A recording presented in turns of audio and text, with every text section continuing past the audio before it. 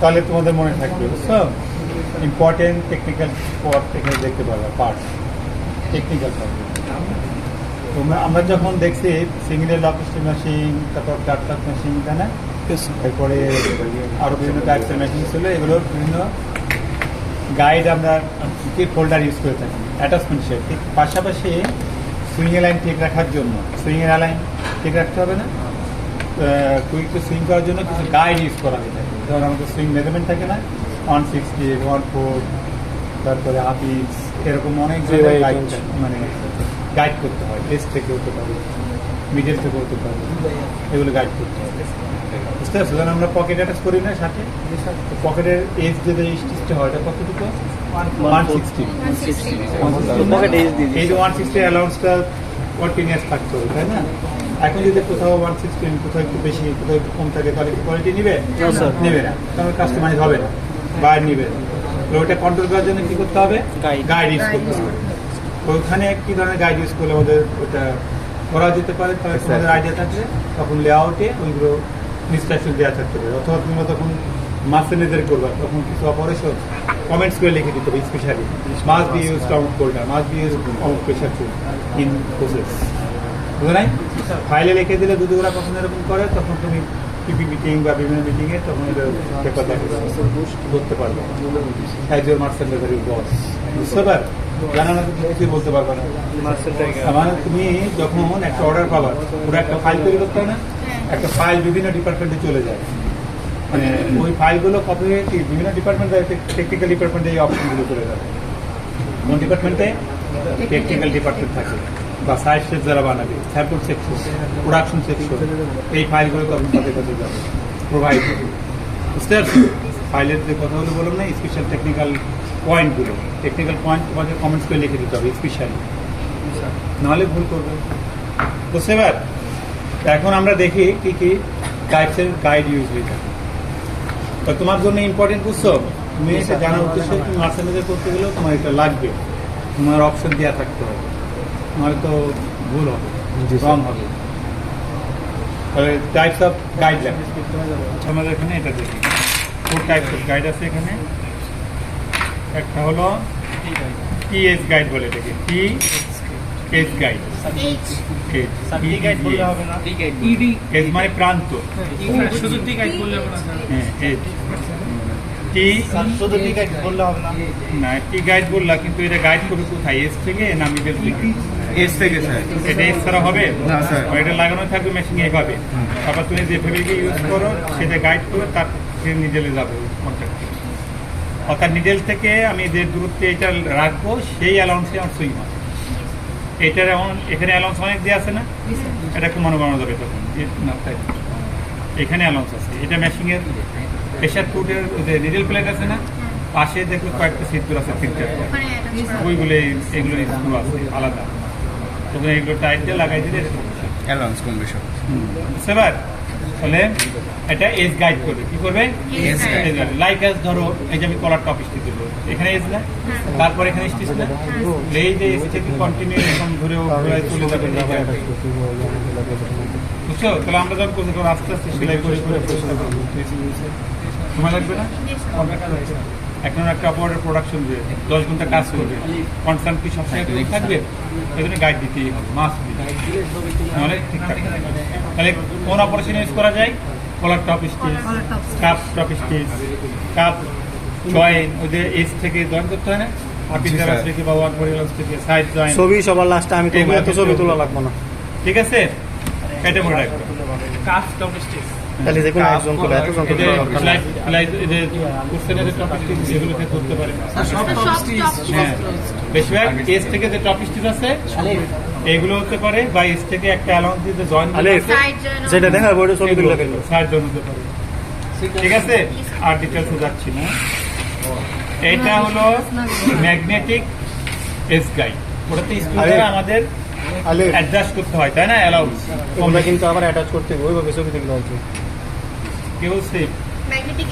কি গাইড আর এজ, এটাও age guide, কিন্তু এটা হ্যাঁ ম্যাগনেটিক, এটার সঙ্গে কোনো স্ক্রু লাগবে না। যেহেতু আমাদের বেডটা কি মেটাল, আমি ওটা দিলে কি হবে? হ্যাঁ দেখছো এটা নিচে কি ম্যাগনেট আছে, অনেক হার্ড ম্যাগনেট।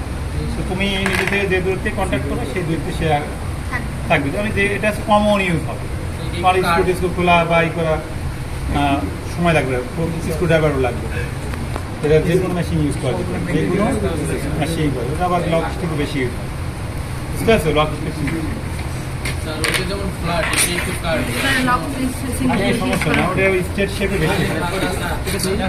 এটা round shape, straight shape, curve shape sir তাহলে টি গাইডের ক্ষেত্রে তো নিডেল 1 কিলো, সেখান থেকে সার্ভারের ক্ষেত্রে নিডেল, ফ্ল্যাটসও করতে পারে, ওটা করতে পারে। তাহলে নিডেলের সংখ্যা ভেরিয়েশন চেঞ্জ হবে। এখন পরে আরেকটা এস গাইড আছে, সেটা হলো ট্রিঅ্যাঙ্গেল। হ্যাঁ, TRI ট্রিঅ্যাঙ্গেল এস গাইড, ট্রায়াঙ্গেল। তাহলে এটা 3 কোণা বলা হয়, বুঝছো? 3 কর্নার না, 3 কর্নার না এখানে, হ্যাঁ ট্রায়াঙ্গেল। ঠিক আছে বলো, ঠিক আছে টিআরআই। আচ্ছা দেখো, এইখানে আমাদের স্ক্রু যখন লাগানো থাকবে তখন এটা কি হবে? স্ট্রেট শেপে।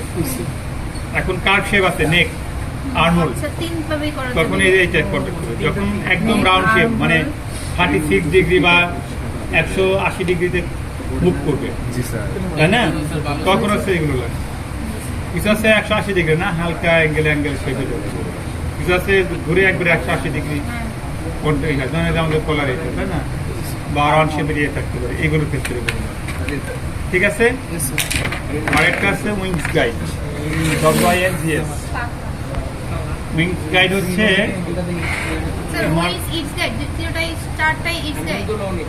এটা ইউজ হবে, এখন প্লাই হবে, মানে প্লাই মানে মিডিল হবে। ব্যাকেটে লেগে রাখো ইটস প্লাই দুটাই। হ্যাঁ, এটা লেখো যে উইংস গাইড।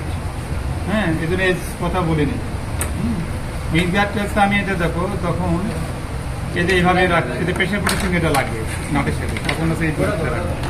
এটা কম বেশি করা যাবে, বুঝছো?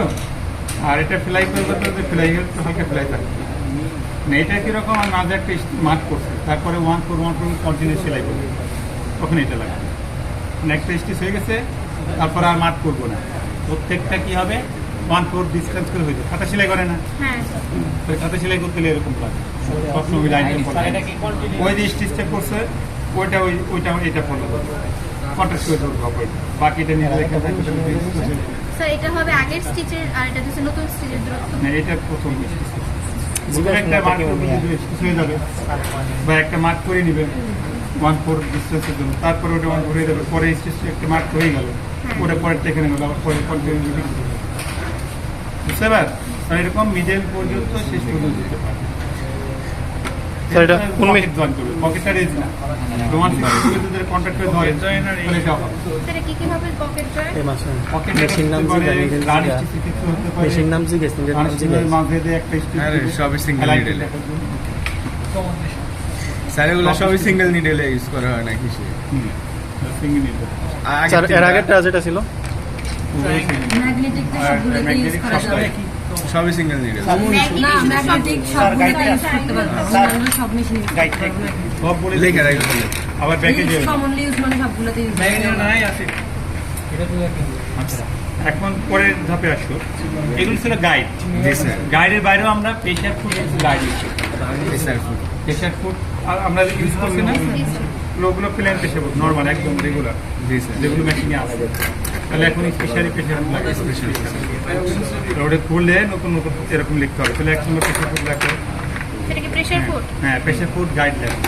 গাইড হচ্ছে compensative pressure foot guide, Compensating. Compensating compensating না ছিল ওই AC SATIN। Compensating presser foot guide.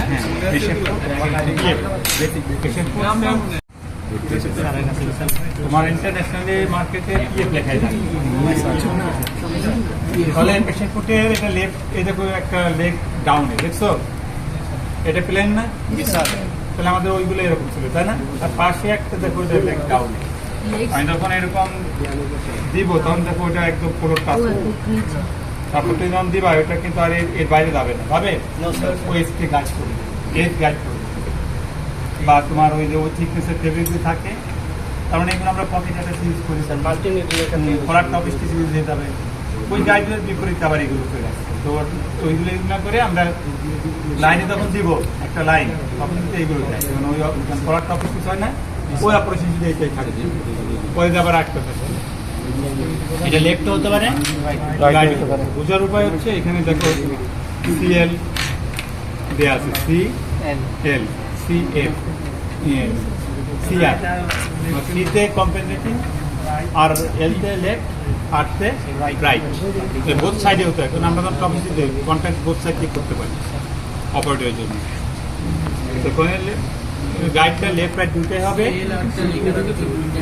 CL clear guide যেটা হবে সেটা হলো সেটা বোথ সাইডে হবে। এটা বিভিন্ন মেজারমেন্টের হয়, 160 থেকে 132 থেকে শুরু। এটা দেখো এগুলো 116 আছে, এটা 132 দেখছো।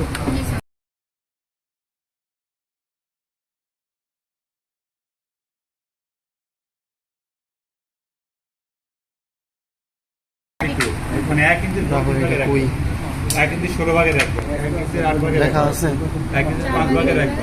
দেখা নাই।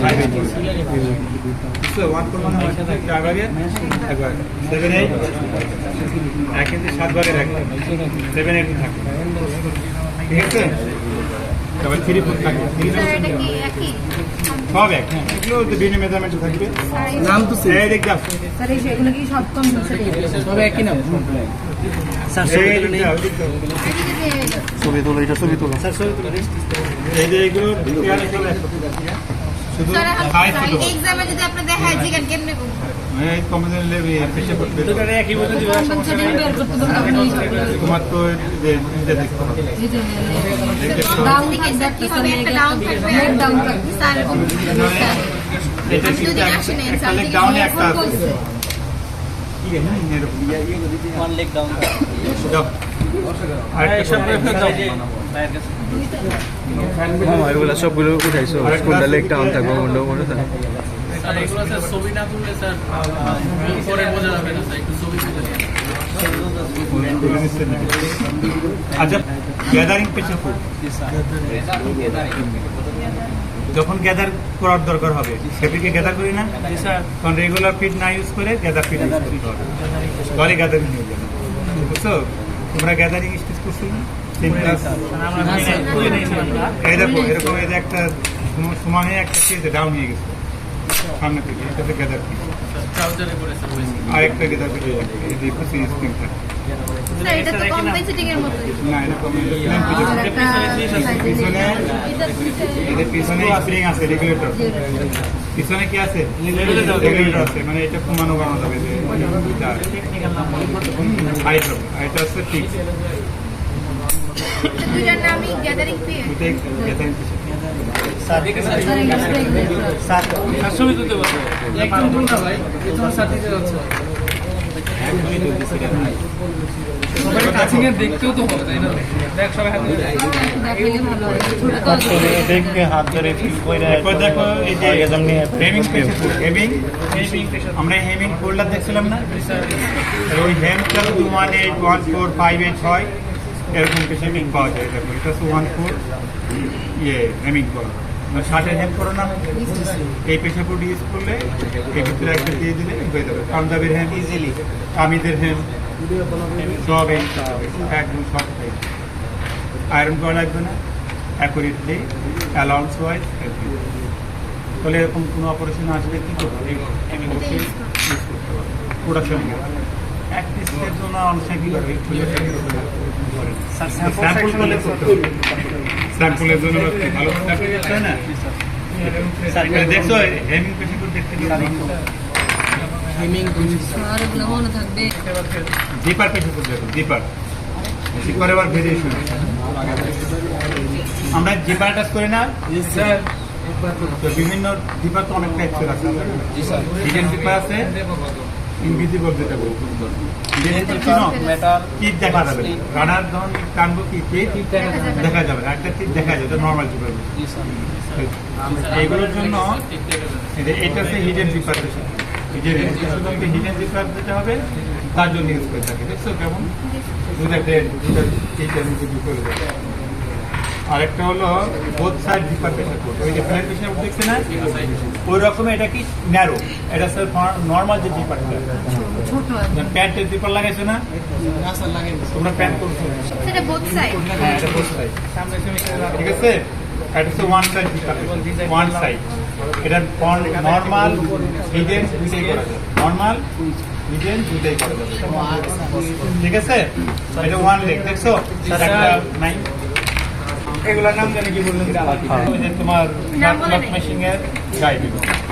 ফ্ল্যাট লাগিয়ে কি লিখবো? ফ্ল্যাট লাগিয়ে টেফলন প্রেসার লিখবো কি? ফ্ল্যাট লাগিয়ে কি ইউজ যদি ধরে লিখবো কি? থাকতো নাম বলে নাই, এর নাম তো লিখতে হবে। কোনটা প্রেসার ফিট এই ধরনের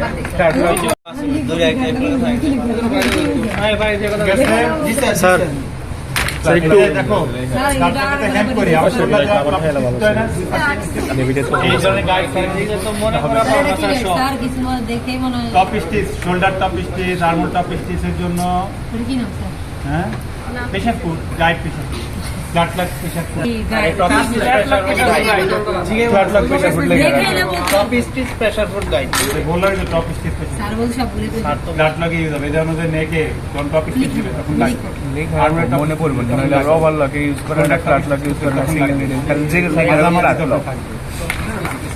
flat lock pressure fit, flat lock, flat লাগিয়ে ইউজ হবে। হ্যাঁ ফ্ল্যাট লক প্রেসার ফিট লেখা রাখো। Pressure foot guide. প্রেসার